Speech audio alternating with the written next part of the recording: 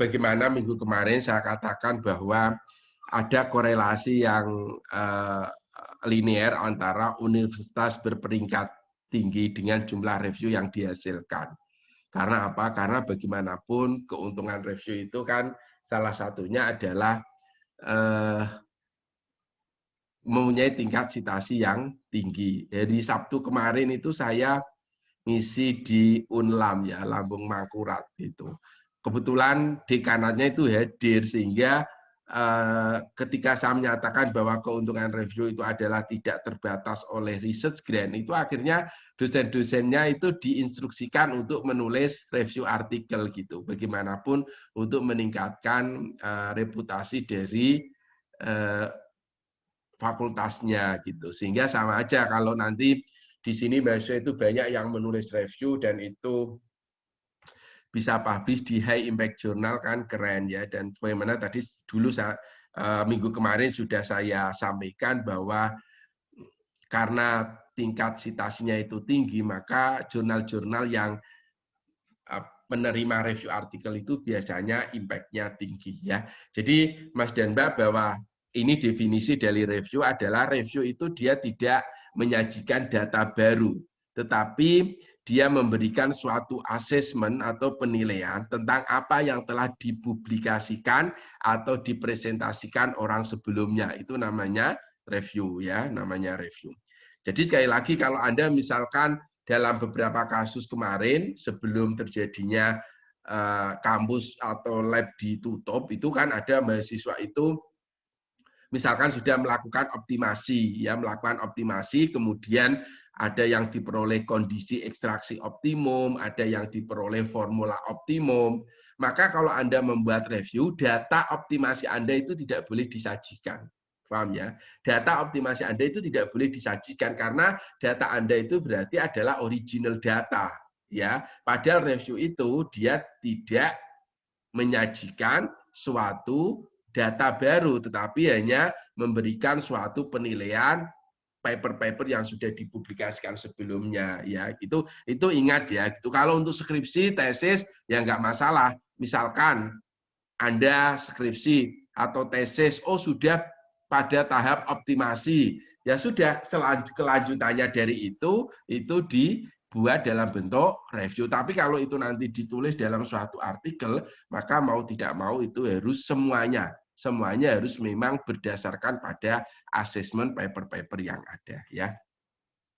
Oke Mas dan Mbak, sebagaimana dan Anda sudah hafal bahwa review itu ada dua, ada yang disebut dengan naratif review dan yang kedua adalah systematic review ya Mas dan Mbak. Jadi naratif review itu juga dikenal dengan tradisional atau non systematic review ya. Jadi ini yang saya adalah kalau sekitar 20-25an review, tapi itu semuanya adalah dalam bentuk naratif review.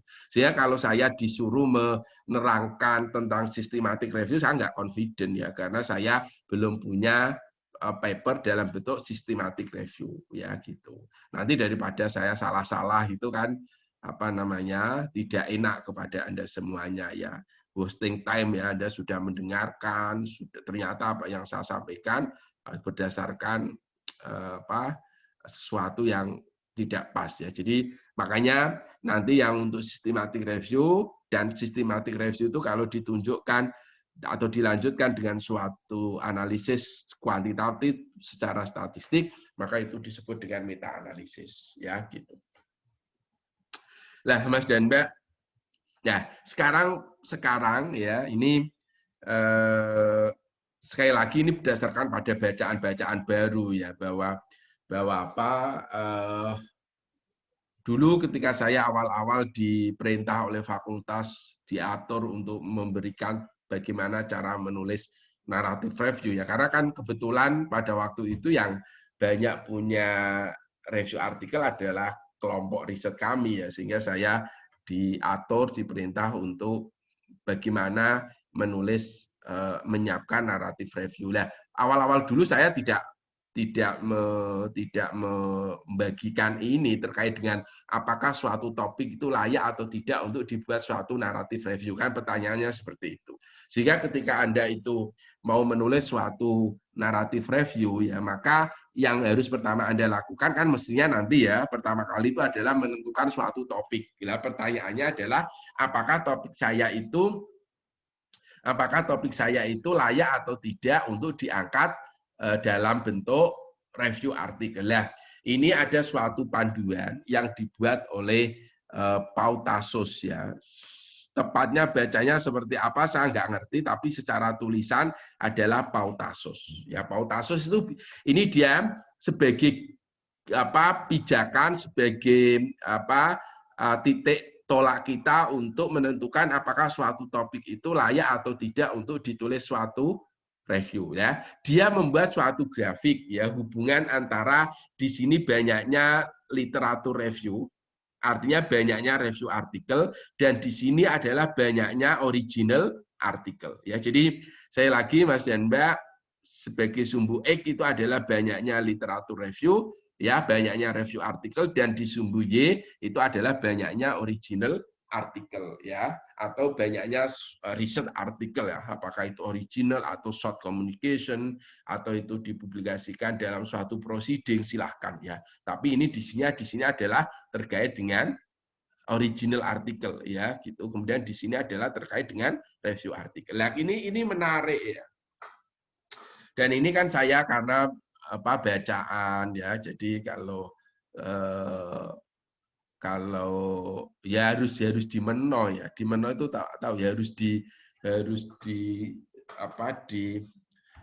dikasih atau dipersiapkan waktu khusus mungkin untuk membaca artikel-artikel tentang bagaimana menulis suatu review artikel. Ya, terbukti kan ada ya.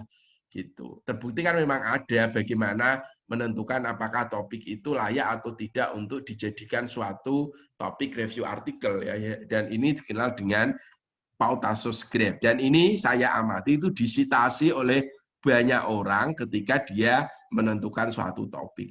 Nanti mahasiswa kan lumayanlah punya tabel seperti ini atau gambaran seperti ini, berapa jumlah original artikel atau berapa jumlah riset artikel dibandingkan dengan jumlah review artikel. Ini dikenal dengan apa? Grafik Pautasos ya, karena ini yang membuat adalah ini Marco Pautasos, dan ini publish di PLOS Komputasional Biologi ya gitu. Ya, ini free download, nanti Anda silakan download ya sehingga Anda bisa mengkalibrasi keterangan saya. Pertama, Mas dan Mbak. Di sini kita lihat dalam keadaan yang pertama ini adalah kalau banyaknya review artikel itu sedikit. Ya, di sini kan sedikit. Kemudian original artikelnya itu banyak, maka gitu ya, itu adalah need for a literature review. Artinya disinilah perlu dilakukan suatu review artikel. Nah, makanya nanti Anda bisa melihat, nanti kita lihat ya, kita coba nanti lihat di Scopus ya. Anda nanti bisa lihat. Saya khawatir saya nanti Anda pun saya minta untuk mencari topik di Scopus karena belum terbiasa, mungkin agak bingung. Daripada bingung nanti saya lihatkan bagaimana caranya. Mas dan Mbak, itu ya artinya kita tahu di sini kalau original artikelnya itu banyak melimpah, kemudian review artikelnya itu sedikit, maka ini potensi untuk ditulis suatu review. Ya. Kemudian posisi yang kedua adalah ini, Mas dan Mbak. Kalau jumlah review artikelnya itu sebanding atau mungkin lebih banyak dibanding original artikel, maka Anda jangan menulis review di sini. Justru yang diperlukan adalah need for a review pointing out the need for more research. Justru yang dipentingkan, yang diperlukan adalah more research, riset yang lebih banyak. Ya, lah kalau di sini jumlahnya keadaannya di sini nomor 3, kalau keadaannya itu sama-sama sedikit ya kita perlu mengidentifikasi kembali pertanyaan riset atau problem riset. Apakah problem itu memang menarik atau memang menjadi kepentingan umum untuk dilakukan penelitian. Ya kan kalau jumlah artikelnya aja sedikit, ya reviewnya juga sedikit, maka itu yang diperlukan adalah justru kita melihat kembali pertanyaan riset. Yang menarik di sini Bapak Ibu, ya ini yang menarik di sini. Kalau jumlah original artikelnya itu banyak, ya jumlah review artikelnya itu banyak. What should we do? Apa yang harus kita lakukan? Ternyata di sini adalah need for a review of review. Luar biasa ya. Artinya kita harus membuat review atas review-review yang pernah ada. Wah, ini kalau Anda bisa melakukan ini keren nanti. Jadi review-review itu banyak, kemudian direview kembali ya, direview kembali atas review-review yang ada ya, gitu. Ya, bisa difahami ya Bapak Ibu ya, Mbak Rosaria, paham ya? Oke, sehingga Anda setelah ini nanti bisa melihat apakah topik yang saya ajukan itu layak atau tidak untuk ditulis suatu review. Karena tahapan review yang pertama itu adalah menentukan topik, ya, menentukan topik. Ya, ini kita lihat sekarang.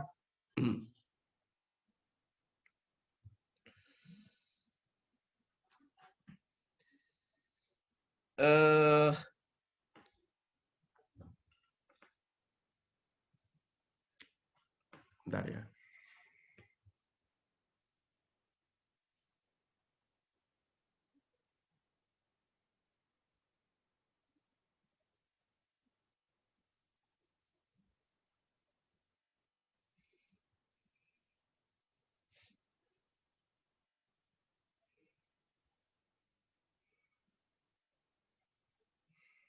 Oke, Mas dan Mbak. Ini kita lihat sekarang ya. Ini contohnya misalkan kalau saya karena saya risetnya adalah terkait dengan halal, maka saya akan menggunakan kata kunci halal untuk menentukan topik yang akan saya review. Maka di sini misalkan ya, di sini adalah jumlah original artikelnya itu adalah 72%. Jumlah reviewnya berapa? Di sini 6,7%. Sehingga karena jumlah review artikelnya itu begitu banyak dan rasionya juga relatif tinggi, ya, maka saya akan berani menulis review. Artinya review tentang halal itu masih diperlukan. Kalau rasionya 1:1 atau 1:2 gitu ya, mendingan tidak ya. Kalau rasionya sudah di atas 1:8, 1:9, it's okay untuk ditulis suatu review artikel. Artinya apa? Anda untuk topik tadi itu mempunyai suatu stok original artikel ya, stok riset artikel yang banyak, yang melimpah, yang itu bisa dijadikan sebagai sumber untuk menulis review. Paham ya? Nah, sekarang caranya gimana untuk menentukan topik ini? Ya, bisa nanti kita lihat di Scopus ya, mungkin saya akan menunjukkan ya, menunjukkan sekarang dengan masuk di Scopus. Saya stop share dulu, saya coba masuk di Scopus ya.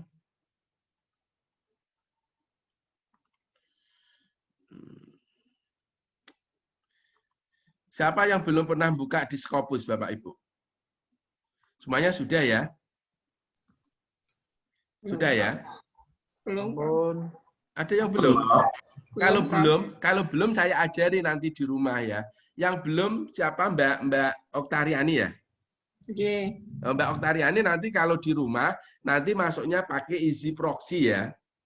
Jadi masuk lib UGM itu kemudian nanti masuk ke easy proxy ya, kemudian nanti masuk ke apa namanya e-journal ya. Nanti Anda kalau di situ kalau nggak salah nomor 36 atau 37 ya, itu nanti masuk di situ 37 kalau nggak salah nomor 37, kemudian Anda klik, kemudian Anda akan masuk di Scopus. Kalau di kampus kan karena ini wifi-nya terkonek dengan wifi kampus, maka saya tidak.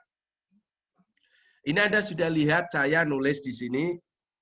Sudah kelihatan belum ya? www.scopus.com. Terlihat, Bro. Ya, terlihat ya. Ini terlihat ya, Mbak ya. Oke. Ini karena default ya. Ini karena saya itu kan default di komputer saya begitu saya nulis Scopus gitu ya langsung ke saya. Tapi ini gini, kalau nanti Anda masuk www.scopus.com biasa, maka nanti Anda akan masuknya ke sebentar, ke search ya. Ke search ini. Nah, nanti Anda akan masuk dia di sini. Begitu nanti Anda keluar pertama, maka Anda akan masuknya di sini, Bapak Ibu. Jadi nanti kita akan masuk di Scopus ini ya. Jadi terbiasa enaknya Scopus itu kita maju mundur itu artinya berasal dari satu titik artikel itu kita bisa mengorek mana yang telah mensitasi, kalau belakangnya itu nanti kita dari referensinya, itu enaknya. Nanti dan itu yang saya lakukan secara pribadi ya. Misalkan topiknya Mbak Oktariani itu apa, Mbak Oktariani? Mbak Oktariani tentang apa, wis? Tentang apa disertasinya? Isolasi identifikasi dari temu blenyeh, Prof. Apa? Temu blenyeh kurkuma purparasens. Oke, kalau itu kan enggak, kalau Anda mau seperti itu kan itu topiknya bukan gitu. Berarti Anda terkait dengan apa tanaman tadi ya. Tanaman apa tulisannya apa, Mbak? Coba tulis di anu, Mbak, tulis di kolom chat, Mbak. Nanti kalau saya salah nanti nggak ketemu nanti di Scopus ya. Oke. Nanti yang lainnya silakan Anda lihat sendiri ya, lihat di komputernya masing-masing, nanti bisa didiskusikan dengan saya sebaiknya seperti apa ya gitu. Karena kan gini Bapak Ibu, penilaian saya kan nanti mendasarkan pada saya nggak ngerti ya nanti kan nggak mungkin kalau mahasiswa nanti harus kita bebani.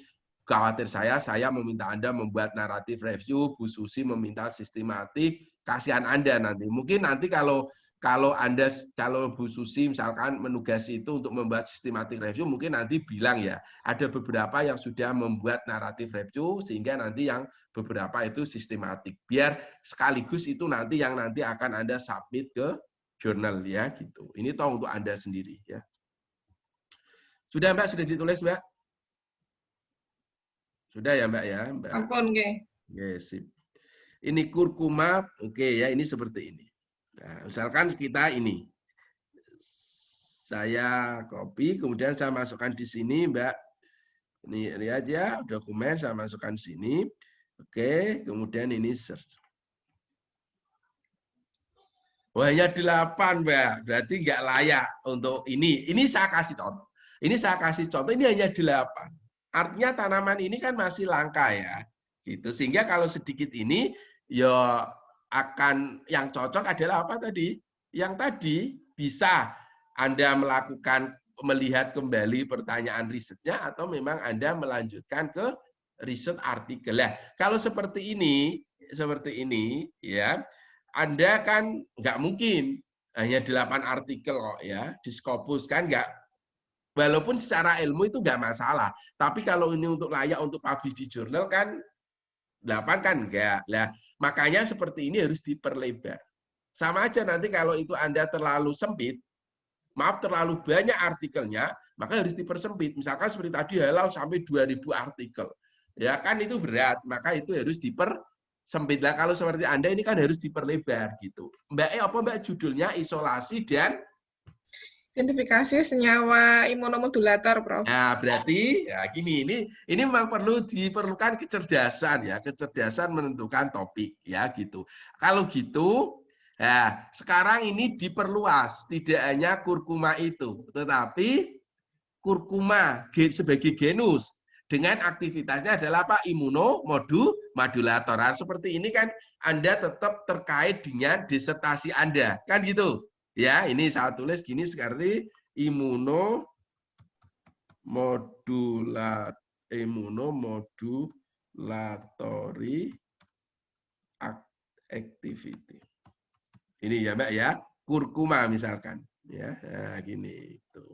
Semoga membantu ya Mbak ya ini Mbak Oktariani ya, sehingga setelah ini nanti Anda mulai menuliskan ya gitu. Untuk Anda ini hari ini yang kepilih Anda nggak tahu karena ada yang nah ini 70 kan bagus, layak untuk ditulis suatu review. Tidak terlalu banyak, ya, tidak terlalu sedikit. Ideal lah 70. Nanti ditambah dengan yang ada di Google Scholar mungkin bisa sampai 100 itu. Nah, ini ideal.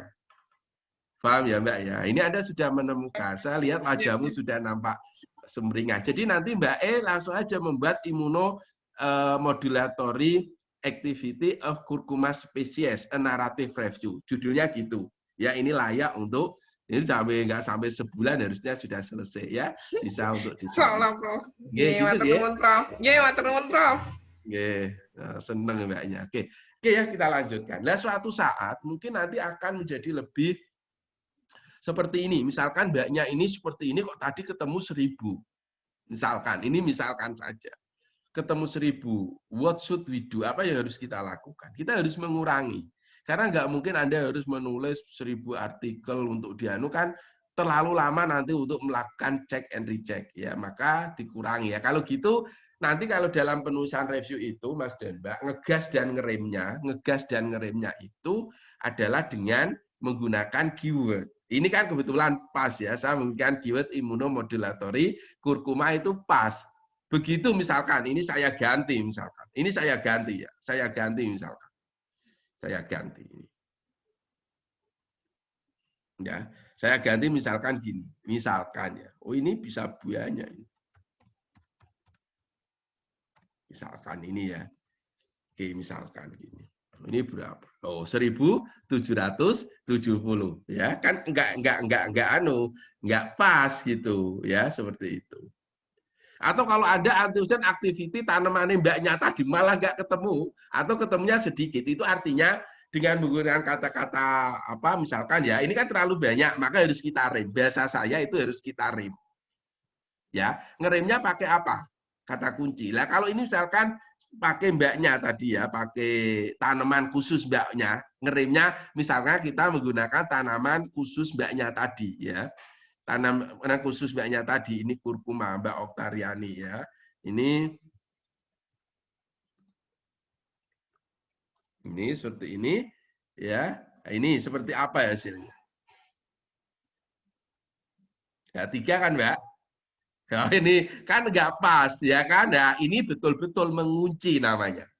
Kata kuncimu memang betul-betul mengunci sehingga hanya didapatkan di 3. Makanya ini mengerem dan ngegas itu pakai kata kunci. Dan ini harus yang pertama kali harus kita lakukan. Kita kembali lagi ke mbaknya yang 70 tadi ya, 70 tadi itu ya, 70 tadi itu. Kita lihat pertanyaan selanjutnya kan apakah itu layak untuk ditulis suatu review atau tidak. Gimana caranya ya itu. Ini kita lihat di sini. Makanya bagi yang jarang membuka Scopus itu nanti apa akan kesulitan. Nanti ini saya rekam ya, nanti saya akan upload ke kalau ini kan saya dari awal saya akan ngomong apa terukur, tidak ada rahasia, tidak ada rahasia-rahasianya. Kalau kemarin kan ada 1 2, ini tidak ada. Sehingga nanti saya akan upload di YouTube ya, nanti Anda bisa lihat di situ ya. Karena kan biar saya saja yang upload biar nggak membebani mahasiswa ya gitu. Oke, Mas dan Mbak, ini kita lihat tadi. Kita lihat kok kembali lagi sini miliknya ini tadi yang 70 tadi ya.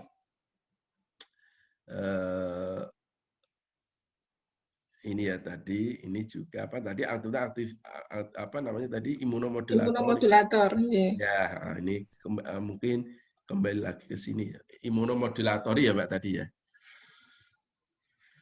Imunomodulatori kurkuma ya kan.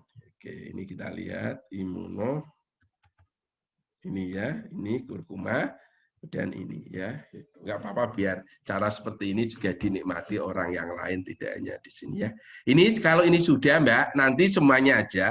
Nanti Anda ngecek di sini ya, analyze result ya, analyze result ya. Jadi analyze result, ya ini karena di analyze result itu apapun ada di sini. Ya Anda mau cari siapa penulisnya, siapa institusinya, subjek areanya apa, dan juga yang penting untuk kepentingan review itu Anda tulis dalam bentuk ini Mas dan Mbak, dalam dokumen type. Ya, dokumen type. Oh ini sudah banyak ini reviewnya Mbak, 32,9%. Ya kan? Ini sudah banyak ini. Jadi dari 70 artikel tadi reviewnya itu 23 sendiri. Ya, gitu. Ya ini contoh kan, contoh. Ya ternyata juga ada yang besar. Baru kali ini saya melihat sampai komposisinya itu 58 dibanding 32. Ini kan hanya perbandingannya hanya 1:3 atau 1:2. Ya kan? Ini kan artikelnya 41, Mbak. Reviewnya sudah 23. Paham ya? Itu oke lah ya. Tapi kalau maju terus ya oke. Oke, Mas dan Mbak, sudah ada yang kesulitan menentukan topik ini setelah Anda membuka Discopus atau ada yang gagal untuk membuka Discopus, Bapak Ibu? Ampun, Prof, sudah. Sudah ya. Oke, Mas Willy sudah ya. Oke, silakan kalau mau ditanyakan. Barusan saya juga nyoba, ya ini sangat membantu meskipun sudah buka-buka Discopus, tapi bagian ini saya belum buka. Nah, ya. Membantu sekali. Nah, Prof, apakah kita ingin menentukan narrative review atau systematic review itu hanya melihat Scopus saja? Oh, enggak, Pak. Artinya kan artikel-artikel lain yang tidak masuk Scopus tuh saya juga ada begitu terkait dengan penelitian saya. Itu bagaimana, Prof? Atau kita dari sini dulu awalnya, kemudian bagaimana enaknya? Terima kasih, Pak. Ini pertanyaan bagus. Pertama, tidak nanti di teknik, nanti kalau kita menulis review artikel itu ada 5 tahapan. Yang pertama menentukan topik, yang kedua adalah search and research literatur, yang ketiga adalah be critical, kritik, yang keempat adalah menulisnya, yang kelima adalah mereviewkan ke orang lain. Nah, pada tahap pencarian literatur, Pak, nanti database-nya itu harus lebih dari 1. Bahkan tidak boleh kalau hanya dari Scopus saja. Bapak mungkin bisa menambahkan dari Google Scholar yang itu lebih umum, kan gitu. Ya, nah pertanyaannya, masalahnya yang mempunyai analisis seperti ini itu hanya di Scopus, Pak, gitu loh. Dan kalau tipe seperti ini kan ya mesti menentukan bahwa Anda nanti itu ada di database Google Scholar, kemudian di Web of Science, pasti proporsinya kan seperti ini gitu. Jadi ini hanya tool untuk menentukan apakah topik saya itu terkait dengan jumlah original dan jumlah review itu yang menyediakan Scopus. Lah Anda kalau di Google Scholar kan tidak. Gitu aja Pak alasannya. Dan itu mesti kan proporsi itu ya mesti nggak akan jauh-jauh beda-beda amat. Gitu ya Pak ya, gitu. Boleh. Tanya Prof Abdul. Ya, silakan. Gance Prof. Ya. Saya ketik kebetulan rencana proposal saya berhubungan dengan paper Cubeba atau Kemukus Prof. Nah, ini kebetulan saya hanya pakai satu kata kunci aja, paper Cubeba. Didapatkan 177 dokumen. Oh, bagus. Artikelnya atau original artikelnya 157, reviewnya 16. Oh, bagus. Layak itu, Pak. Layak untuk review. Pertama itu, terus nomor 2 nih, sangat boleh jadi Anda kan kalau itu nanti dispesifikasikan dengan uji aktivitas yang akan Anda lakukan, jumlah artikelnya kan sedikit. Sehingga itu nanti diperlebar dengan yang dianalisis adalah misalkan gini, paper Cubeba itu bioactive constituent and its pharmacological activity gitu kan, keren gitu judulnya seperti itu. Artinya Anda menggunakan 170 itu tadi, nanti kan ada screening ya, kriteria inklusi, eksklusi, maka nanti itu akan menjadi layak. Paham ya? Gitu ya Mas ya. Artinya ketemu 200, 300 itu masih make sense karena nanti akan ada kriteria inklusi dan eksklusi. Gitu. Artinya di sini kita hanya menentukan topik ini itu memang sumber referensinya itu ada ya. Nanti kan kita search and research ya. Gitu ya. Mbak makasih. Yang Mbak Ririn, Mbak Ririn itu tanyanya sering yang lain. Ada mau ditanyakan, Mbak? Sudah paham ya? Prof. Boleh saya bertanya, Prof? Ya. Lukman, Prof. Bentar. Ini Mbak Ririn dulu. Mbak Ririn dengar saya? Ya, Prof, ini lagi nyoba nyari di Scopus, Prof. Oh, masih nyoba. Sekarang siapa yang mau tanya? Ya, Prof. Lukman, Prof. Oh, siapa Lukman? Mana Lukman wajahmu? Lukman. Izin bertanya, Prof, ya? Ya, silakan. Oh. Nah, ini berkaitan dengan tanaman saya. Setelah saya searching di Scopus tadi, cuma mendapat 4 dokumen misal. Tanamannya apa? Tanamannya apa, Bro? Tanaman baru ini, Prof. di Maluku dia tumbuh di wilayah Maluku, Prof. Sehingga hanya cuma 4. Kemudian ketika saya menggunakan kata kunci inflamasi, nah yang cuma 6, dan kemudian itu belum ada yang melakukan review artikel. Kira-kira problemnya kan hanya 6 ya Pak. Oh kalau gitu, nah berarti kan digas Pak itu caranya. Digas ya. Digas itu berarti kriterianya berarti masuk ke genusnya Pak. Ya, saya sudah ketik sama genusnya, Prof. Enggak, maksudnya genus saja Pak. Jangan ditulis spesiesnya. Iya, Prof. Kalau spesies malah keluarnya 4. Saya dengan genus dan kata kunci inflamasi itu malah cuma 6. Gimana? Kata kunci yang Anda gunakan apa, Mas?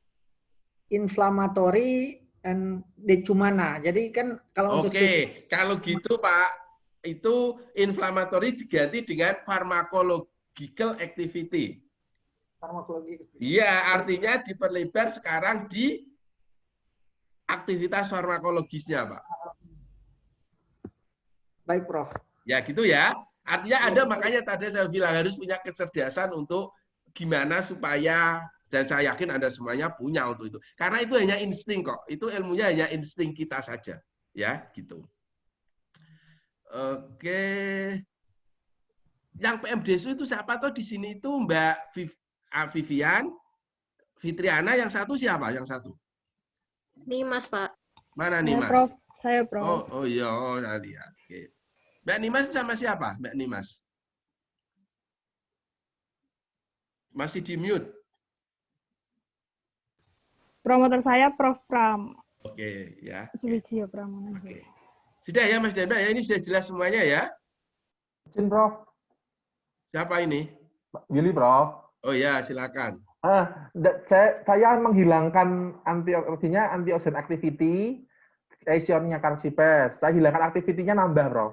Jadi 50. Ya, gitu. Nggak apa-apa lah. Nambah berapa, Pak? Jadi 50 artikel yang reviewnya 8%, Prof. Oke. Masih bisa ya, Prof? Masih ya. Oke. Saya, Prof. Siapa? Saya, Prof. Siapa? Prof, artikel saya 90% reviewnya. Ririn, Pak, iya. Iya, kayak gimana, Rin? Artikel saya 90%, review saya 3,4%. Bisa ya, Jumlah Pak? menggunakan kata kunci apa itu? Spesiesnya, Prof. Terus jumlah artikel keseluruhan berapa? Jumlahnya 205. Oke, 200 masih make sense. Oke ya, kamu lanjut itu untuk topik ya. Oke lah. Mas ayam gitu loh kalau untuk menentukan topik itu ya, punya topik, oh ini layak gitu ya. Jadi tinggal nulis. Oke ya, itu sudah penentuan tahap, itu sudah. Saya lanjutkan sekarang. Oke, saya masuk ke sini. Ini bisa lihat Bapak Ibu? Bisa lihat nggak ini? Bisa, Prof. Bisa ya? Oke, sekarang kita masuk. Ini ada 10 aturan ya. 10 simple rule for writing literature review. Artinya belum, itu baik. Belum. Masih terlihat Scopus, Prof. Masih yang Scopusnya. Oh ya. Oke, ini saya share screen yang baru. Kalau ini sudah kan? Sampun. Sudah, Prof. Sampun. Sudah, Prof. Oke. Aturan ya, Prof ya. Oke, kita lanjutkan ya. Mas Dan, Mbak, kalau ngajar S3 itu seneng. Tadi itu ngajar S1 itu nggak ada satupun wajahnya yang ditampakkan gitu. Nah, kalau ini kan nyaman ya. Oke, yang pertama gini. Ini ada 10 aturan. Ini berlaku baik yang naratif atau yang sistematik ya. Ini 10 aturan, define a topic jelas pertama, search and research dan sebagainya. Tapi saya itu nggak suka angka 10 itu terlalu banyak untuk dihafal ya. Nah, kemudian ini memang tadi dari 10 aturan yang ditulis oleh Profesor Pautasos. Nah, kemudian itu diringkas menjadi 5 ya, menjadi 5. Kalau saya tanya kenapa Pak Abdul kok suka 5? Pertama mudah menghafalnya, yang kedua sesuai dengan Pancasila. Makanya saya lebih suka, makanya dari tadi saya ada 5 aturan itu karena itu adalah paper dari Gregory ini ya, dan Gregory ini mensitasi dari papernya Pautasos, ya. Itu Anda bisa cek. Ini. Ya, ini dia mensitasi papernya Pautasos. Nah, 5 aturan itu ya, 5 simple step for writing a review article. Jadi ini baik apa namanya naratif atau sistematik, ya ini 5 ini ya. Yang pertama adalah define topic and audience. Pertama menentukan topik. Ya, kalau audience itu ya apa namanya? Ya mestilah kalau itu bidang farmasian ya kita reviewnya adalah di bidang farmasi. Yang kedua nanti adalah search and research di literatur. Kata-katanya indah. Mencari dan mencari kembali. Ya, mencari dan mencari kembali. Artinya sangat boleh jadi ketika nanti itu kita sudah ketemu atau menyelesaikan referensi kita mungkin menemukan referensi yang baru lagi. Itulah yang disebut dengan search and research. Kemudian yang ketiga adalah be critical. Be critical itu harus kritik. Harus kritis. Di sini nanti ketika be critical kita harus menggunakan 4 tahapan ya. Yang pertama adalah kita analisis redundant karena sangat boleh jadi satu artikel itu nanti akan muncul di beberapa database. Misalkan kita menggunakan Scopus, Google Scholar atau PubMed. Ya, satu artikel ya, misalkan artikel tadi publish di Food Chemistry, misalkan antioksidan of curcuma tadi publish di Food Chemistry. Lah, Food Chemistry itu dia itu diindeks oleh PubMed, juga diindeks oleh Scopus, juga diindeks oleh Web of Science, ya. Dan tentunya akan ada di Google Scholar. Maka satu artikel tadi ketika Anda menggunakan Google Scholar ya akan ketemu, ketika Anda ada di Scopus ya ketemu, ketika ada menggunakan Web of Science juga ketemu ya. Maka seperti itu kan harus dilakukan remove di yang lain ya gitu. Cukup itu diambil dari satu database ya. Itu yang pertama. Yang kedua harus sebaiknya Anda mempunyai suatu kriteria inklusi ya, kriteria inklusi. Apa kriteria inklusi Anda? Dan ini sangat subjektif sekali ya. Mungkin Anda lebih mementingkan ke waktu. Maka saya akan menggunakan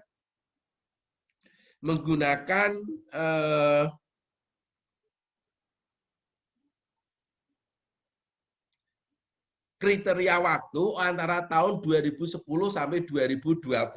Mungkin Anda seperti itu. Ya. Oh, atau Anda menggunakan kriteria yang terkait dengan bahasa. Misalkan Anda menggunakan bahasa yang abstraknya itu ada bahasa Inggrisnya misalkan. Artinya yang asalkan abstraknya ada bahasa Inggris itu saya pakai ya seperti itu. Itu nama kriteria inklusi. Yang ketiga nanti akan ada namanya kriteria eksklusi.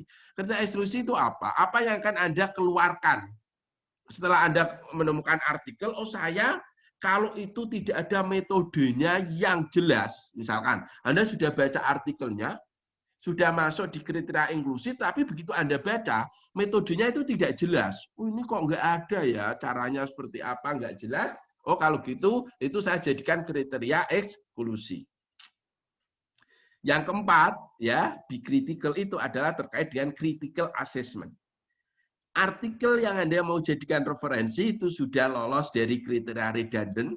Yang kedua, sudah lolos dari kriteria inklusi, yang ketiga sudah lolos dari kriteria eksklusi, tapi perlu tetap kita baca, harus kita baca. Ternyata setelah kita baca, kita itu meragukan hasilnya, meragukan datanya, meragukan datanya.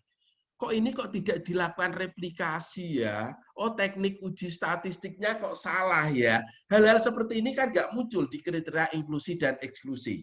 Maka kita lakukan analisis critical assessment, ternyata kita meragukan terkait dengan kualitas data, maka itu harus kita remove ya. Baru setelah itu sudah kita lakukan redundancy ya, analisis redundancy, kriteria inklusi, eksklusi, kemudian sudah kita lakukan critical assessment, baru setelah itu artikel tadi itu kita gunakan untuk bahan penulisan review. Paham ya Mas Denba ya? Itu maksudnya be critical. Jadi critical assessment terkait dengan kualitas data, bukan kualitas hasil. Kalau hasilnya itu tidak sesuai dengan keinginan kita, itu akan bias namanya. Tahu bias ya? Bias itu Ya, bias itu menyimpang. Ya, misalkan gini, Anda sudah ada di pikiran Anda bahwa kurkuma itu mempunyai aktivitas antioksidan yang tinggi.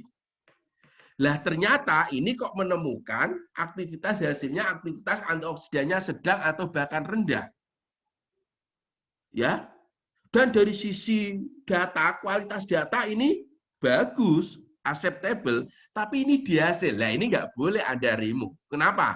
Karena kalau Anda remove berarti Anda melakukan bias peneliti. Artinya Anda hanya mereview, Anda hanya mengemukakan aktivitas antioksidan kurkuma yang kuat-kuat saja. Nanti Anda diduga melakukan bias peneliti, diduga Anda sebagai pesan sponsor. Ya kan, pesan sponsor kan gitu.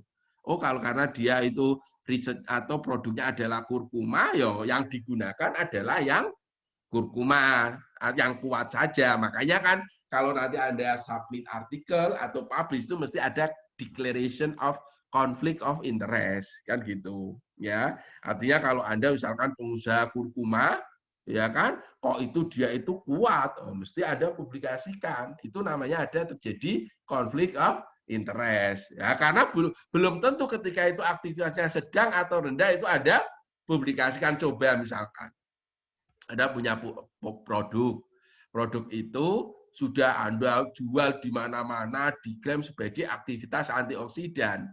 Ternyata begitu Anda melakukan penelitian, ternyata aktivitas antioksidannya lemah. Kira-kira Anda publikasikan atau enggak? Pilihannya dua. Bisa jadi produkmu nanti enggak laku malah. Ya, itulah yang disebut dengan conflict of interest. Kalau dalam penulisan review nanti akan terjadi apa? Bias peneliti, ya. Oke, itu. Kemudian kalau nanti Anda sudah menemukan literaturnya, maka tahapan keempat itu adalah find a logical structure. Anda harus membuat suatu review dalam struktur yang logis, dalam kerangka pikir yang logis. Ya, kerangka pikir yang logis itu apa ya? Tergantung media apa yang akan Anda tuju. Apakah itu sebagai syarat untuk, kalau di S1 itu kan menulis naratif review sebagai syarat untuk lulus sebagai pengganti skripsi yang selama ini. Maka struktur logisnya yang mengikuti aturan penulisan skripsi, itu yang dimaksud.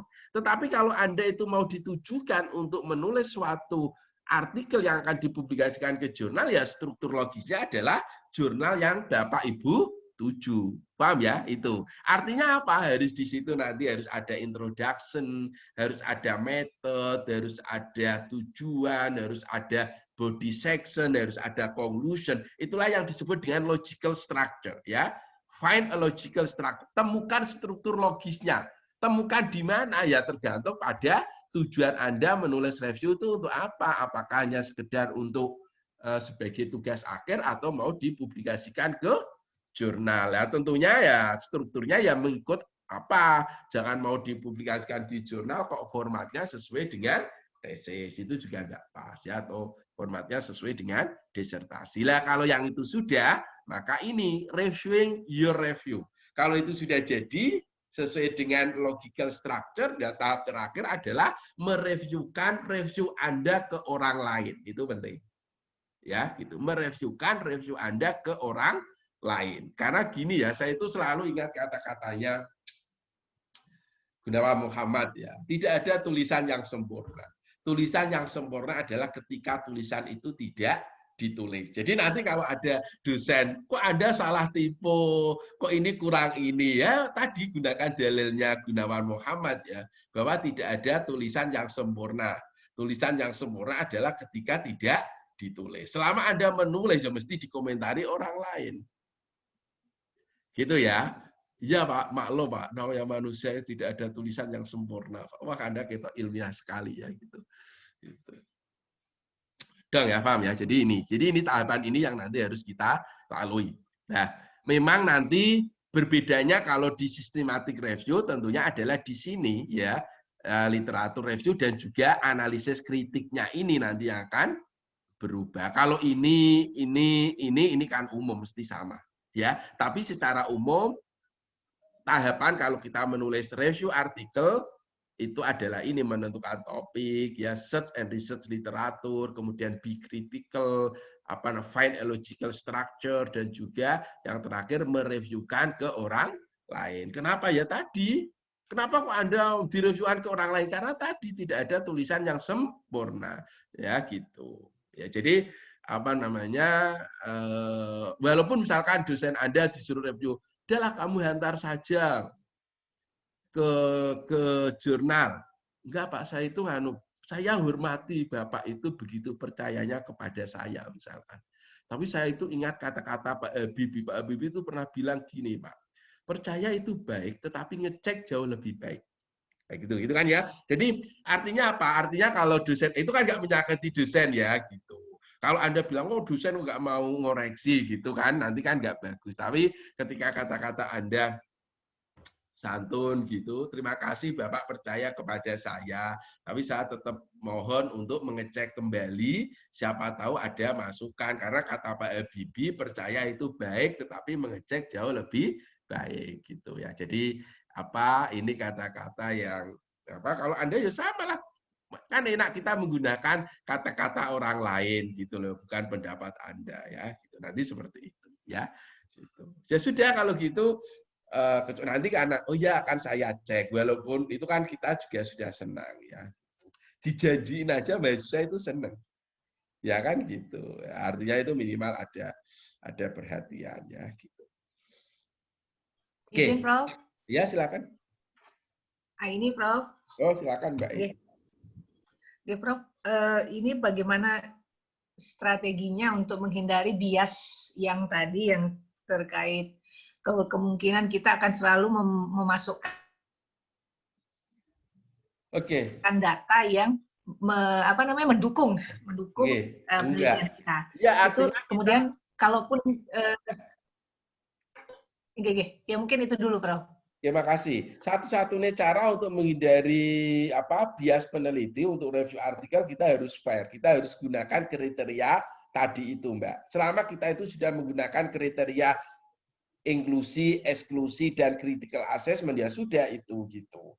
Artinya karena bias peneliti itu sangat boleh jadi kan itu adanya di kita sendiri gitu. Tapi kalau secara teoritis kita harus menghindari bias penelitian, ya kita menggunakan kriteria tertentu ketika kita memilih referensi yang akan kita jadikan sebagai rujukan. Kan gitu. Yang pertama tadi memenuhi kriteria inklusi, memenuhi kriteria eksklusi, dan yang ketiga adalah sudah memenuhi kriteria critical assessment in terms dalam artian atau dalam hal data, quality of data ya. Jadi kualitas datanya itu aja Mbak. Karena kalau itu sifatnya personal ya itu ya personal gitu. Jadi itu nggak bisa personal itu dijadikan sebagai kriteria, karena kriterianya ya jelas hanya tadi itu 3 itu aja. Kita memenuhi kriteria inklusi, eksklusi, dan juga memenuhi kriteria critical assessment gitu aja Mbak ya. Pokoknya perasaan pribadi harus dihilangkan itu, karena kalau perasaan pribadi ikut nanti itu menjadi bias peneliti ya. Gitu. Terima kasih Prof. Yeah. Prof, izin sedikit bertanya tadi Prof. Heru Prof. Tadi yang mereviewkan ke review tadi itu kalau kita masih dalam draft naskah itu berarti salah satunya bisa ke pembimbing seperti itu ya Prof ya? Iya. Oh. Ya. Boleh ke tim pembimbing, boleh ke jasa proofread itu juga boleh. Artinya itu reviewing your review itu before submitting to journal ya, sebelum disubmit ke jurnal. Itu kalau di jurnal tujuan itu apakah menanyakan sampai itu juga, Prof? Enggak ada. Artinya kalau di jurnal ya dia itu menganggap ini adalah artikel terbaik yang bisa Anda siapkan. Enggak akan ada itu ditanya untuk apakah ini Anda sudah reviewkan ke orang lain, bukan. Ini kan hanya ini kan rule simple step, artinya itu adalah 5 tahapan sederhana itu dari sisi penulis ya gitu. Artinya kalau kita menulis review sebenarnya mereviewkan kita ke orang lain itu kan sebenarnya tidak hanya untuk yang review artikel, untuk original artikel kan juga sebaiknya memintakan orang lain untuk membacanya, mereviewnya. Kalaupun jurnal itu menyarankan ke review itu paling-paling kalau bahasa Inggrisnya nggak bagus, itu dia hanya menyarankan untuk dilakukan proofread, ya, profesional proofread. Itu aja, Pak. Matur nuwun, Pak. Sudah ya, kita lanjutkan. Mbak Fatma mau tanya? Enggak ya, itu dia ngapa? Enggak tahu sambil apa itu. Lihat-lihat jurnal ini, Pak, lagi masih cari-cari yang tadi itu. Oh gitu, nggih. Ya memang cari jurnal itu kadang juga susah-susah gampang itu. Oke, kita lanjutkan sekarang. Ya, tadi sudah ya menentukan topik, caranya seperti apa, ini Anda sudah tahu ya. Nah, yang kedua adalah ini, search and research di literatur. Nah, Mas dan Mbak, kalau Anda perhatikan ya, kalau nanti Anda baca review saya itu maka selalu ada dua hal ya yang itu saya kemukakan terkait dengan method. Yang pertama adalah database ya, yang kedua adalah kata kunci. Ya, maka Anda selalu nanti harus disebutkan database-nya itu apa. Ini dari jurnal ya. Lakukan identifikasi literatur yang paling relevan ya dengan menggunakan keyword ya. Tadi keyword sudah saya sampaikan dalam beberapa database ya, database tertentu. Ini kali bahasa ISO ini not only, artinya Anda boleh menambah ke yang lain ya. Database itu seperti PubMed, Scopus, Web of Science, etc. ya. Ini kata-kata dari paper tadi. Artinya apa? Ada dua hal yang selalu nanti harus Anda tulis. Yang pertama adalah apa? Database-nya, dan yang kedua adalah data keyword-nya ya. Karena itu yang paling bisa diklarifikasi oleh orang. Ya, jadi apa? Keyword, dan yang kedua adalah apa? Database ya. Nah, Mas dan Mbak, ini kata-katanya gini ya. Ini nanti saya tunjukkan gini. Saya kemarin membaca paper di Helion. Helion itu paper Q1 Scopus, impact factor-nya sekian. Ada impact factor-nya. Ya, jadi Mas dan Mbak, ini saya tunjukkan. Itu dia bagus ya, seperti dia membuatnya itu seperti yang selama ini screen share stop ya. Oke, saya screen stop dulu. Jadi dia semacam tabel ya. Jadi misalkan dia dari Scopus berapa artikel, dari Google Scholar berapa, dari PubMed berapa, kan lumayan, minimal menambah setengah halaman artikel Anda. Daripada itu hanya dinarasikan ya. Itu ada kemarin saya lihat miliknya orang Malaysia, dia muncul di Helion, itu dia menunjukkan gitu. Misalkan Scopus berapa ya, itu dia menunjukkan ya gitu. Itu database ya. Ada di paper saya baca itu minimal harus 2 lah, biar kita itu bisa melakukan komparasi ya, minimal itu 2. Oke, Mas dan Mbak, saya lanjutkan ya. Jadi nanti ingat database-nya dan keyword-nya itu harus dinyatakan. Tadi kan sudah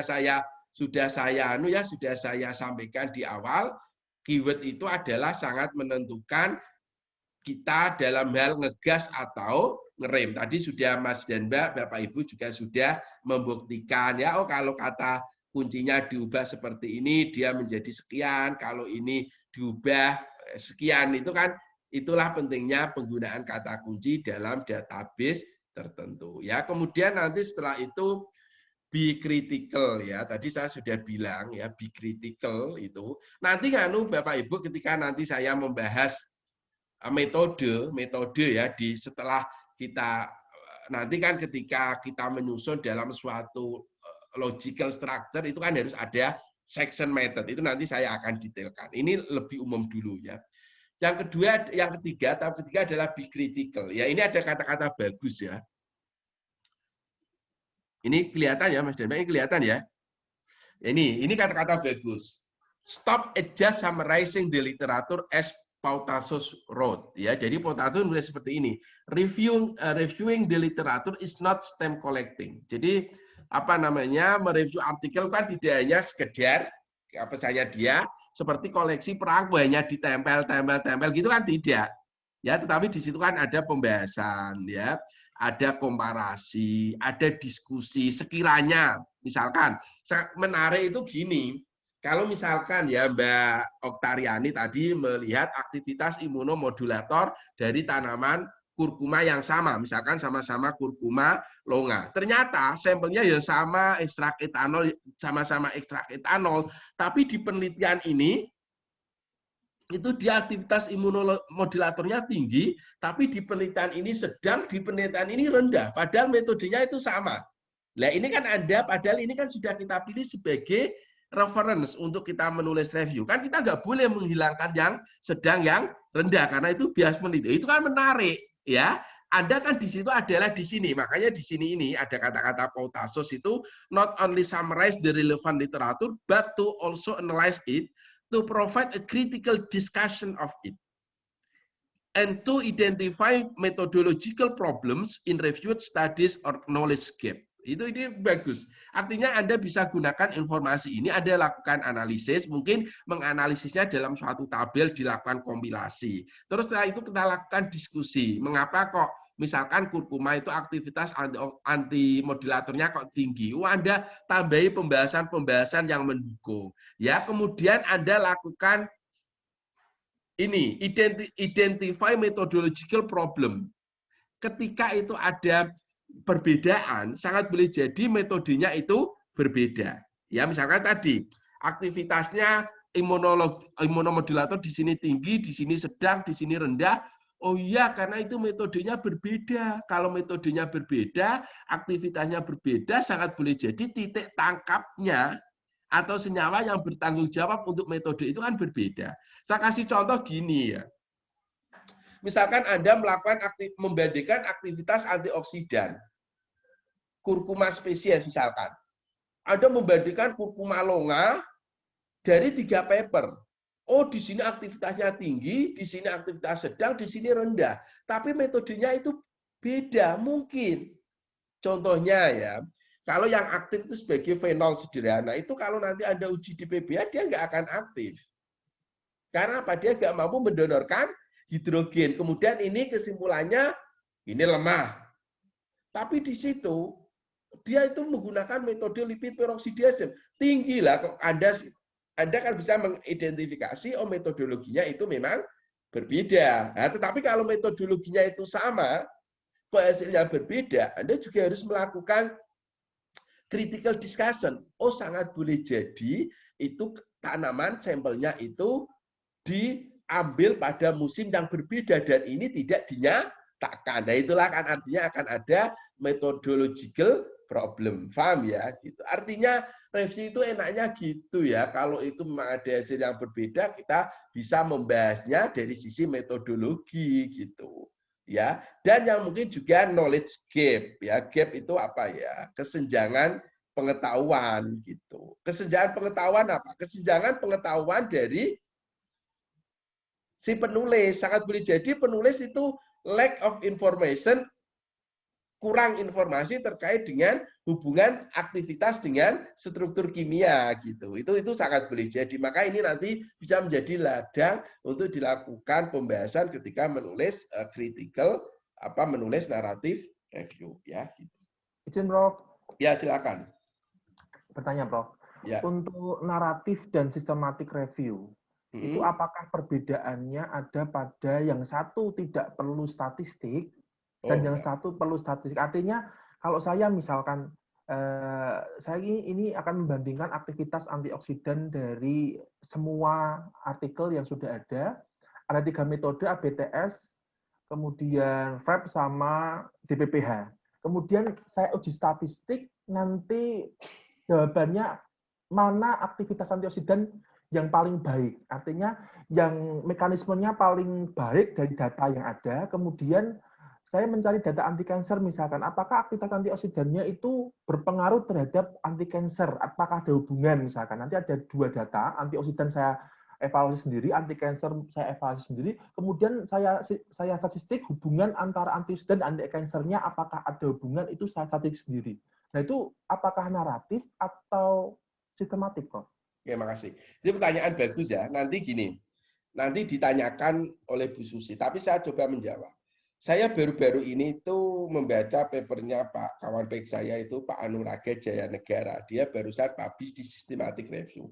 Dan itu memang, maaf, di meta analisis. Dan itu memang di jurnal bagus. Saya kan terus terang ya, kalau yang sistematik dan meta analisis itu kan mendasarkan hanya baca saja Pak, belum pernah mencoba.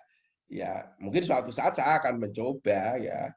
Oh, makanya itu selama itu pula saya nggak mau kalau saya disuruh ngisi tentang sistematik atau meta analisis. Sampai nanti saya itu punya. Gini Pak, kalau yang kasus yang Bapak lakukan tadi itu namanya adalah meta analisis. Karena dilanjutkan dengan uji statistik. Kalau di systematic review itu lebih ke arah Pak. Lebih ke arah pertanyaannya itu yang menjadi lebih spesifik. Gitu. Pertanyaan yang harus dijawab. Kalau kita naratif review kan relatif tidak ada pertanyaan riset yang harus kita jawab, Pak. Paham ya? Naratif review itu kan relatif tidak ada pertanyaan riset yang harus dijawab. Lah kalau systematic review itu, Pak, itu pertanyaan risetnya itu apa? Itu harus ditentukan dulu di awal, Pak. Oke. Itu ya. Kemudian yang nomor 2. Systematic review itu ada panduan yang harus diikuti, namanya Prisma. Prisma, Pak. Prisma itu tapi bukan Prisma Indonesia, ya, Pak. Prisma itu singkatan dari Inggris. SMA-nya itu tahu saya, Systematic and Meta Analysis. Prisma itu, Prisma, SMA itu ya, itu yang terakhir itu singkatan adalah Systematic and Meta Analysis. Depannya apa itu ada, saya lupa. Itu ada Pak gitu. Ya sehingga kalau yang seperti Bapak lakukan itu namanya kalau tadi Bapak bahkan mencari korelasi antara aktivitas antioksidan dari berbagai daerah ya, kemudian dilakukan korelasi. Saya kasih contoh gini, Pak. Contoh ya. Misalkan Bapak ingin mengkorelasikan antara aktivitas antioksidan dengan anti-kansernya. Dari kurkuma. Kan gitu, Pak. Sehingga di situ kan apapun, oh kalau kurkuma itu berbagai ekstrak, oh kurkuma ekstrak etanol. Kita tulis. Karena saat boleh jadi peneliti itu kan dia melakukan dalam ekstrak etanol, ekstrak air, ekstrak mungkin dilakukan fraksinasi. Ya. Artinya ketika sampelnya itu sama, ya ekstraknya itu sama-sama etanol atau itu kan bisa kita lakukan, oh ini aktivitas antioksidannya sekian, aktivitas imunomodulatornya sekian, kemudian kita korelasikan. Itu namanya meta analisis. Paham ya, Pak ya? Pak, cuma memang saya tidak mempelajari Prisma sama sekali. Kalau misalkan yang tadi saya lakukan, saya masuk ke naratif gitu, tetap masih enggak, naratif enggak dikenal seperti itu. Oh, jadi terserah kita bahasnya apa kalau naratif ya, itu naratif. Kalau Bapak itu nanti masuknya ke meta analisis. Karena ada treatment, Anda melakukan uji statistik gitu ya Pak ya. Itu kan itu namanya kan uji statistik. Jadi uji statistik itu jangan dibayangkan dengan sesuatu yang canggih seperti respon survei. Ketika Anda melakukan uji korelasi itu kan juga uji statistik namanya Pak gitu. Ya, naratif nggak ada Pak seperti itu. Hanya menggambarkan dan membahas. Ya Pak ya, gitu. Oke, berarti terserah kita bahas apapun gitu. Ya, misalkan kalau Bapak hanya membahasnya kalau di naratif review ya bilang bahwa misalkan ya kurkuma yang ada di daerah misalkan daerah Pati itu lebih besar daripada di daerah Bantul, gitu Pak. Ya Pak ya. Gitu. Kalau itu saya nggak sampai daerah sih Pak. Jadi membandingkan hasil eksperimennya sama, ekstraknya sama, tapi beda orang yang mengidentifikasi ada 3-5 itu beda hasil. Sama kan Pak. Artinya Anda yang membahas bahwa peneliti ini menemukan aktivitasnya ini lebih tinggi lah. Seperti itu kan harus kita kaitkan dengan sampelnya dari mana Pak. Artinya ketika ada perbedaan, itu kan berarti ada methodological problem yang harus dibahas. Metodologi itu kan bukan hanya terkait dengan prosedur, tapi kan terkait dengan sampelnya seperti apa gitu. Paham ya? Kan mesti itu kalau mungkin sampelnya sama, penelitinya berbeda, sangat boleh jadi itu kan diambil dari daerah yang berbeda. Gitu ya Pak ya? Siap Pak. Gitu, Oke, saya lanjutkan sekarang Mas dan Mbak.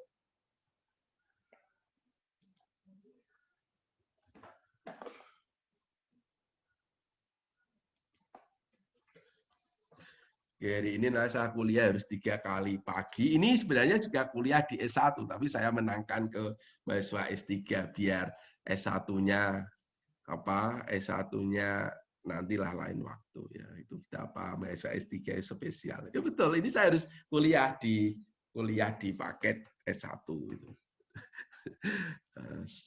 Kecuali saya nggak kuliah gitu ya, saya dosa ya. Atau ini saya juga kuliah. Nah, betul-betul kuliah di S3. Jadwalnya yang sudah fix gitu. Oke, Mas dan Mbak, kita lihat sekarang. Nah, ini selanjutnya adalah find logical structure.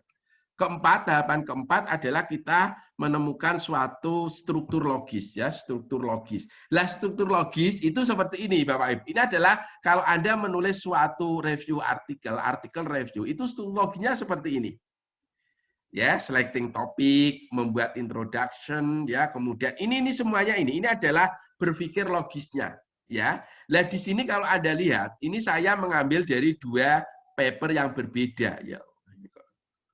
Ya, saya mengambil dari 2 paper yang berbeda, tetapi struktur logisnya itu sama. Yang paling kelihatan adalah kalau Anda menulis review artikel, itu abstraknya itu, ini struktur cara membuatnya loh ya, bukan struktur tampilan di jurnal. Kalau tampilan di jurnal, abstrak tetap di atas. Tapi ini, ya, kalau Anda, ini selalu keyword abstrak itu terlalu di akhir. Ini yang disebut dengan struktur logisnya. Oh, kalau saya menyiapkan review artikel, itu yang saya buat itu adalah menentukan topik dulu. Ya, membuat judul dulu. Membuat introduksi dulu. Selanjutnya saya memformulasikan tujuan. Paham ya? Bukan abstrak. Padahal kalau struktur di suatu jurnal, abstrak itu kan mestinya ada di sini Bapak Ibu. Di bawah judul. Betul kan? Ya, di bawah judul sebelum di atas introduction. Itu kalau struktur di jurnal, tapi kalau struktur Anda jangan terkecoh ya bahwa ini adalah struktur logis dari kalau Anda membuat review artikel itu seperti ini dulu, menentukan topik, skopnya, kemudian tadi ya, skop itu kan tadi, makanya tadi saya bilang kan, skop itu, oh kalau ini kok jumlahnya sedikit, oh kalau gitu diperlebar. Ngegas dan ngeremnya itu loh, yaitu Anda harus menentukan skopnya, ya ngegas dan ngeremnya. Kemudian setelah itu constructing the title, kemudian membuat introduction, ya. Lah abstrak itu di akhir. Kenapa Mas dan Mbak? Karena abstrak itu pada review artikel itu kita belum tahu hasilnya. Hasil review Anda itu apa kan kita belum ngerti. Rekomendasi Anda seperti apa itu kan kita belum ngerti. Berbeda kalau itu original artikel. Original artikel itu kita sudah tahu hasilnya. Kenapa? Karena Anda itu sudah melakukan. Ya nanti abstrak itu isinya ada introduction, objective, method, result, and conclusion. Itu informasi kelima-limanya itu kita sudah punya. Karena kita sudah melakukan. Ya kan? Kita sudah membuat introduction, kita sudah membuat objektif, kita sudah tahu, bahkan hasilnya kan kita tahu. Coba kalau Anda membuat abstrak untuk dipresentasikan pada seminar, itu kan Anda mudah aja. Karena Anda sudah tahu hasilnya, Anda sudah melakukannya sendiri, bahkan sudah menuliskannya dalam suatu laporan riset, ya. Maka itu di awal nggak masalah. Tapi kalau review itu harus di akhir ya. Ini saya menggunakan 2 referensi yang berbeda ya. Yang satu ini ya, coba perhatikan. Ini paper yang berbeda. Tetap abstraknya adalah yang paling akhir. Paham nggih? Jadi yang tetap paling akhir. Ya. Kenapa? Karena kita belum tahu hasilnya seperti apa. Dan enaknya abstrak itu ya, enaknya review artikel itu Bapak Ibu, itu dia prosesnya itu dinamis gitu. Kita boleh zigzag, kita bahas ini dulu, ya tidak harus ini dulu baru ini gitu kan enggak. Kalau original artikel kan harus. Ya. Ini adalah dinamik ya, prosesnya adalah dinamik ya, tidak linier ya itu tuh. Paham ya Mas dan Mbak? Ini seperti inilah. Kalau ini ya, ini adalah kerangka berpikir logis. Lah kalau itu di jurnal kalau ini struktur artikel review di jurnal ya harus seperti ini Bapak Ibu, Mas dan Mbak ya. Ya, gitu. Mas Imron paham Mas Imron? Hah? Iya, Prof. Masih jabat Kaprodi sekarang? Sudah tidak, Prof. Oh, sudah tidak ya. Alhamdulillah, pantesan berbeda gitu ya. Jadi ini Bapak Ibu, jadi ada yang menjabat dekan ini di sini? Nggak ada ya? Ya kalau dekan kan kasihan, maksud dekan saya kuliahi gitu, saya nanti kan nggak sopan gitu ya. Oke, kalau masih Kaprodi nggak apa-apa lah ya gitu. Tapi kalau dekan ya sebaiknya nggak saya yang kuliahi. Oke, kita lihat sekarang. Ini adalah struktur logis dari Unwahas siapa Pak? Masih Bu Anu dekane Pak Yanto? Mbak Agnes. Masih Mbak Agnes ya. Masih, tapi ini udah bulan terakhir. Oh gitu ya. Ntar lagi ada pemilihan dekan baru. Oke. Itu kemarin kan saya beli apotek di dekat rumah itu saya tanya. Lulusan mana Mbak? Kebetulan ada apotekernya. Unwahas, oh muridnya Pak Yanto. Oh iya Pak itu. Famous lah kamu di kalangan mahasiswa gitu ya. Oh iya Pak. Iya. Alhamdulillah. Iya. Kenal itu dia, kalau nggak kenal siapa? Waduh ini. Waduh. Ternyata itu saya sebut langsung kenal. Oh iya Pak. Oh Bapak kok tahu? Ya tahu lah, nama besar beliau, saya bilang gitu. Waduh, saya masih kecil, Bro. Masih kita lanjut. Dia nggak tanya saya Bapak siapa. Oh kok kenal Pak Yanto, Pak? Senang sekali gitu. Gurunya itu saya sebut dia itu gitu. Oh. Alhamdulillah. Ya. Oke, kita ya, saya senang kalau ke apotek itu saya tanya ada apotekernya atau tidak. Oh ada Pak. Kalau ada itu ya senang lah gitu. Terus saya tanya lulusan mana, gitu. Yang punya atau enggak. Oh iya, yang punya sendiri itu saya tambah seneng lagi gitu loh ya. Oke, sekarang ini kita bisa membandingkan ya struktur review artikel dan original artikel yang kalau itu muncul di jurnal ya, muncul di jurnal. Jadi nanti Bapak Ibu, Mas dan Mbak harus menyiapkan ini semuanya. Harus ada cover letter, title page, kemudian abstrak ya. Cuma abstrak nanti buatnya di belakang ya, paling akhir ya. Jadi kalau ini studi jurnal memang seperti, tapi ini buatnya abstrak adalah yang paling akhir. Kemudian introduction, kemudian method, kemudian ada body section, ada conclusion, acknowledgement, dan juga references ya. Acknowledgement harus adalah inilah. Sekarang kalau ini yang biasa kita buat itu kan original artikel, ini ya sama seperti ini Bapak Ibu. Yang membedakan aja di sini kan Bapak Ibu ya. Jadi kalau di sini material and method, maka di sini hanya method. Methodnya itu ya nanti hanya literatur searching tadi, hanya search and research of literatur, kemudian dilanjutnya dengan evaluasi referensinya ya, be critical tadi. Anda harus sebutkan kalau Anda melakukan kriteria inklusi, parameternya apa, eksklusi apa, itu harus disebutkan di method ya. Nah, itu kan nggak ada itu di original artikel ya. Kemudian di sini ada result and discussion. Nah, di sini nggak ada result of discussion. Nanti adanya adalah body section ya, dan seksi intinya ya, seksi apa yang akan dinarasikan, apa yang akan didiskusikan itu nanti tergantung gini Bapak Ibu. Dalam penulisan review itu nanti Anda harus menentukan skopnya dulu. Skopnya, makanya tadi kan ada skop kan di atas. Kalau skopnya itu sudah ada, maka skop itu nanti akan mendrive tujuan kita. Ya, tujuan kita nanti akan mendrive atau menentukan body section ini. Jadi kalau Anda punya tujuan 3 misalkan, maka nanti body section sebaiknya juga 3 ya, menyesuaikan tujuannya. Ya, oke. Ini struktur logis Bapak Ibu ya. Nah, sekarang kita membuat cover letter karena ini untuk kepentingan jurnal ya. Ini untuk kepentingan jurnal Bapak Ibu. Maka kalau tadi kan kalau untuk kepentingan bagaimana membuat review artikel yang baik, yo nggak ada ini cover letter. Cover letter itu umum. Cover letter itu adalah untuk kepentingan kita mensubmit artikel ke suatu jurnal. Itu sebaiknya ada cover letter ya. Cover letter itu surat pengantar. Kemarin pas saya ngisi di mana itu di Lambung Mangkurat itu ya sampai diminta, Pak ini nanti spesial untuk dijelaskan cover letter. Spesialnya di mana, saya bilang gitu. Karena cover letter itu tidak ada sesuatu yang spesial. Ya, ada ya. Terus gini ya, pesan saya gini. Walaupun jurnal itu tidak mensyaratkan adanya cover letter, ya misalkan nanti Anda sudah menulis reviewnya sudah jadi, mau diantar ke suatu jurnal. Meskipun jurnal itu tidak mensyaratkan adanya cover letter, maka saya mohon dengan sangat Anda semua harus tetap menyertakan cover letter, ya tetap menyertakan cover letter. Menyertakan ini baju seragam, ngormati yang ngasih. Walaupun ini saya sesak, ternyata sudah berkembang bersama saya. Jadi ini sudah sesak sekali ini sesek banget ini. Tapi ya sudahlah, minimal sudah saya pakai yang ngasih biar seneng ya. Oke, Bapak Ibu.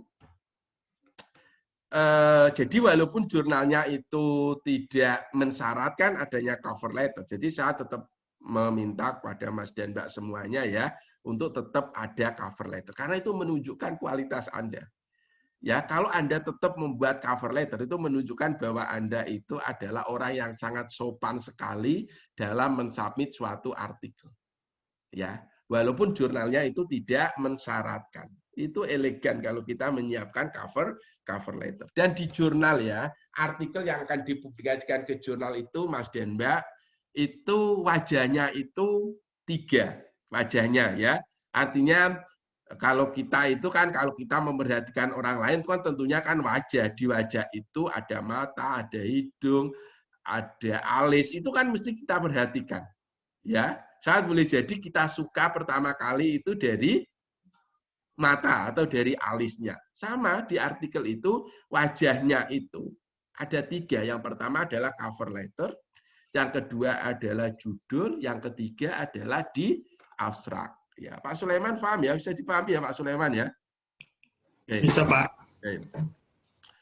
Jadi itu wajahnya kita. Sehingga sangat boleh jadi editor itu boleh jadi jatuh cinta dengan judul kita. Boleh jadi itu jatuh cinta pada cover letter kita atau boleh jadi jatuh cinta pada abstrak kita. Mungkin sama lah, kita mungkin lihat seseorang, sekali boleh jadi kita itu suka dengan hidungnya, suka dengan matanya, atau suka dengan alisnya. Dan ketiga-tiganya ini ada di wajah. Sama, tampilan artikel itu 3. Cover letter, kemudian judul, dan abstrak. Maka ketiga-tiganya ini harus kita buat sebaik dan semenarik mungkin. Makanya heran saya kalau ada orang submit artikel kok tidak pakai cover letter. Karena di cover letter itulah nanti kesempatan kita untuk menjelaskan inti atau pesan penting dari suatu artikel atau dari suatu review. Gitu ya. Nah, sekarang ini. Dan ini juga berdasarkan pada bacaan yang saya baca ya. Maka kita harus menyiapkan cover letter itu yang thoughtful ya, yang semenarik ya atau semenarik mungkin dan se-concise ya, tidak bertele-tele ya, thoughtful. Yang pertama ini, apakah manuskrip kita yang kita siapkan itu adalah sesuai topik atau sesuai dengan yang ditugaskan oleh editor. Artinya apakah topik yang Anda kaji itu memang sama dengan topik yang menjadi tugas editornya. Artinya gini ya, kalau editor suatu jurnal itu dia bidangnya farmaseutik ya, mestinya review kita dalam bidangnya farmaseutik. Kalau ini relatif tidak masalah lah. Kita konyol misalkan kalau kita itu artikel kita itu dalam bidang farmasi kok kita submitnya ke jurnal ya yang itu adalah social science misalkan atau political science. Itu kan nggak mungkin lah ya itu. Artinya nggak mungkin lah itu terjadi di kita ya, sehingga pertanyaan yang pertama ini nggak begitu nggak begitu berat untuk dipenuhi. Yang kedua adalah is this being submit as part of a series, yaitu sebenarnya dikemukakan. Misalkan gini, Anda merencanakan adalah membuat suatu seri review, contohnya ya. Misalkan, saya pertama ingin merencanakan ya, kalau bidang saya halal, saya ingin merencanakan membuat seri review.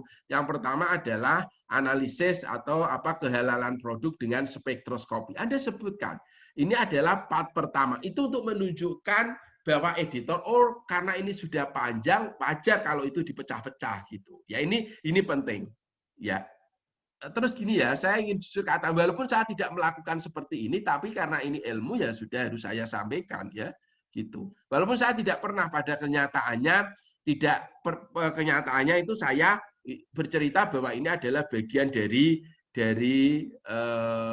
series review misalkan ya. Kemudian yang ketiga adalah what is the scientific question you are addressing? Pertanyaan review apa yang coba kamu jawab? Nah, itu biasanya itu saya gabungkan dengan ini. Kalau ini ya, apa temuan utama ya yang Anda kemukakan terkait dengan review? Itu jelas saya tulis. Ya, jadi review ini tuh temuan utamanya apa? Ya, atau urgensi review ini tuh apa? Itu saya tulis ya. Kemudian ini ya, Anda jelaskan ini penting misalkan ya, kalau saya terkait dengan halal, review ini penting untuk bagi komunitas audiens yang komunitas tertentu ya, seperti itu Anda sampaikan ya. Kemudian kalau itu harus ada pertimbangan lain yang harus Anda sampaikan ya disampaikan saja. Tapi di sini pertimbangan bukan pertimbangan seperti ini mau saya jadikan sebagai syarat lulus, tolong diterima, itu bukan ya. Jadi itu jangan itu sini wong ya.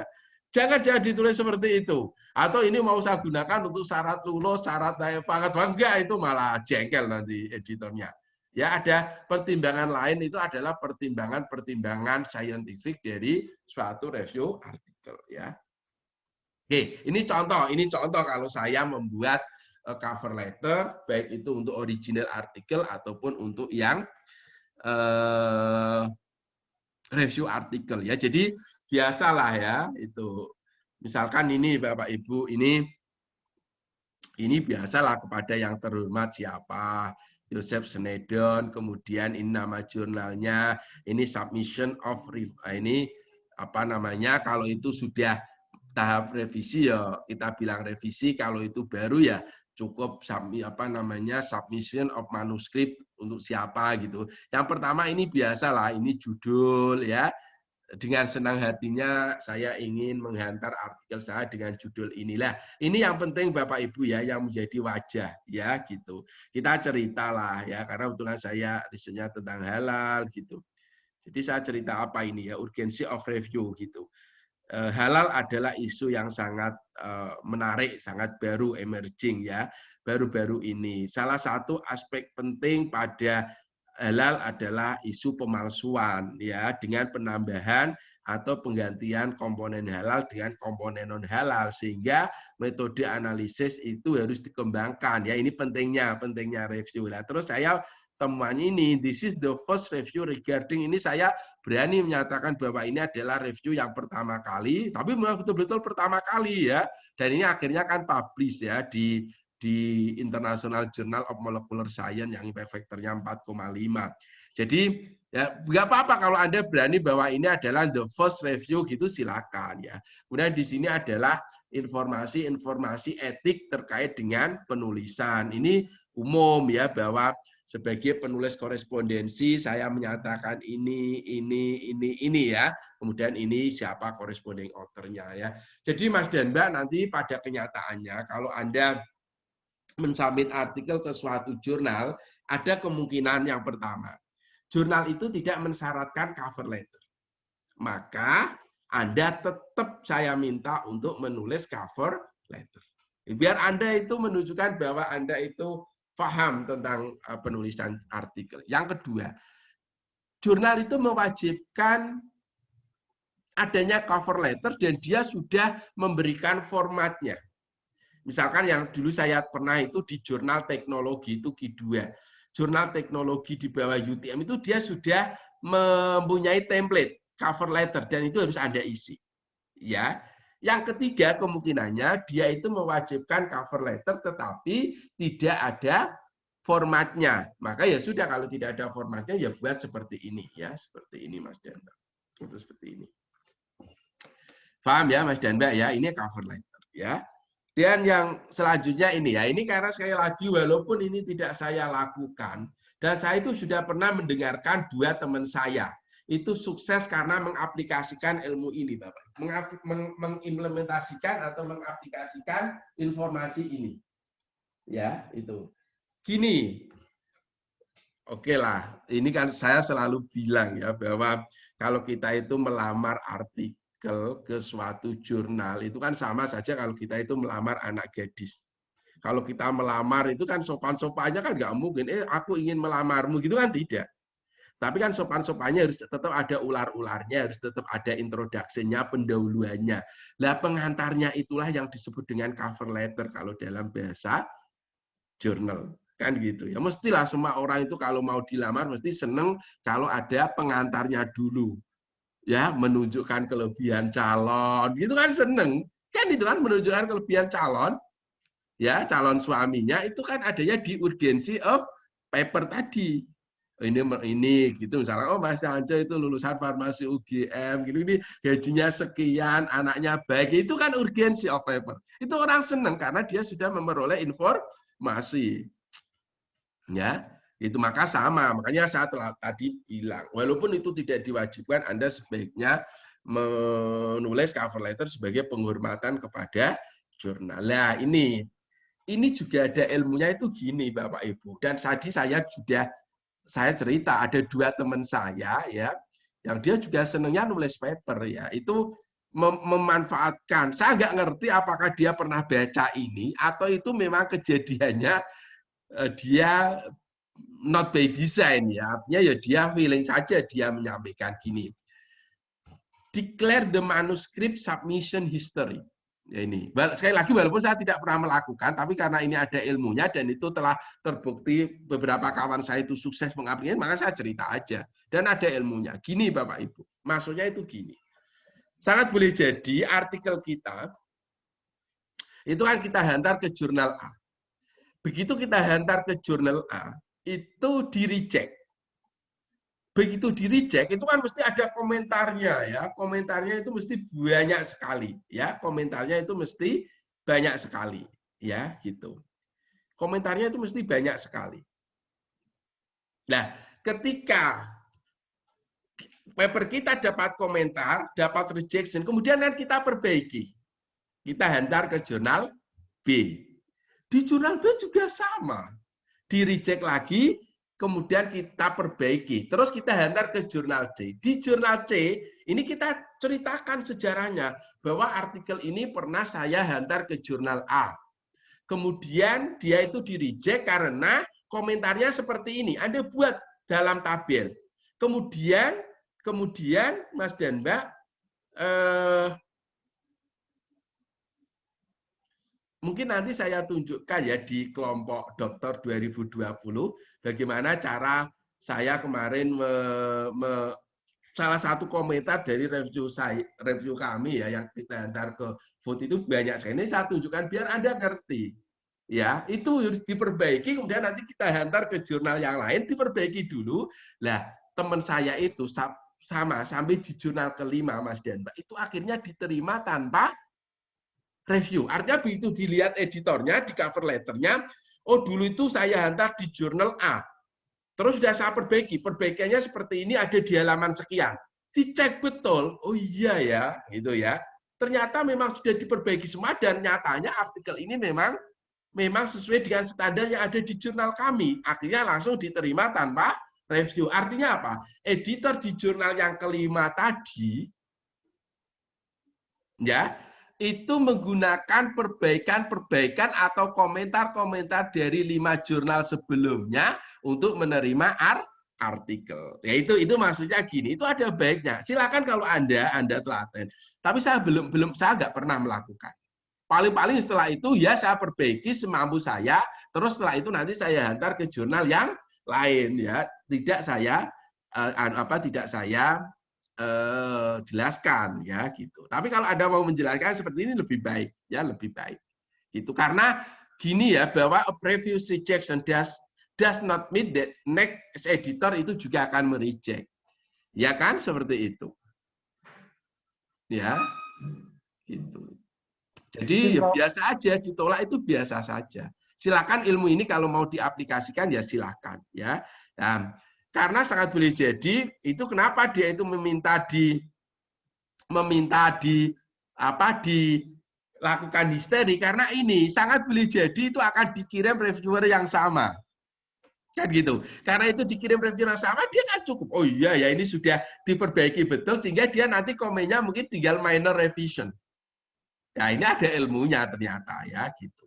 Jadi saya fair lah ya, walaupun saya tidak melakukan, saya juga sampaikan gitu ya, karena ini ya pilihan. Tetapi lebih baik memang kalau itu, wah kalau Anda nanti mengantar jurnal kok membuat cover letter seperti ini, just itu ya, artinya Anda mengaplikasikan ilmu ini ya. Jadi rejection histerinya itu disampaikan. Gitu ya Mas dan Mbak ya ini.